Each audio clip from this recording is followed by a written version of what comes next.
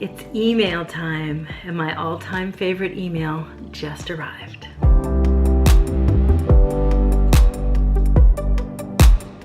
I love getting this email for 2 reasons. One, it is so consistent and I get it so often.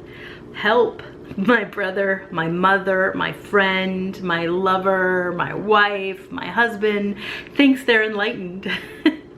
And 2, because I happen to live in a town where everybody thinks they're enlightened. It's like part of the calling card. I'm just enlightened. And frankly, it kind of tickles me. Part of the reason why these are some of my favorite emails to get is because they're so consistent. They always say the same thing, and I love how consistent these are.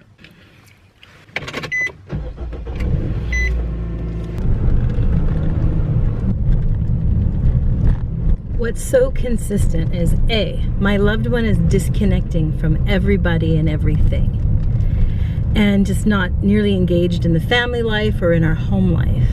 B, they're consuming huge amounts of spiritual material. That's all they're interested in, and consuming everything they can get their hands on YouTubes and books. And C, my loved one considers themselves more mindful, more aware, more insightful than the rest of us. The rest of us just really aren't on the same level. So here's the things to know about a real awakening. 1, there's so much love, so much compassion, it's just unmistakable. You cannot miss it. 2, there's so much connection and aliveness.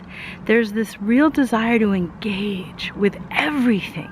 This real sense of everything is so alive and I want to be with it. Sometimes there's real confusion about how to do that, but there's this real desire and drive to just be so in life, in with it all. And 3, there's such a sense of oneness, of all is one, which is to say all is equal. There is no better and no less than. Everything, every living being is one. And so it's pretty, well, unmistakable when you catch a real awakening.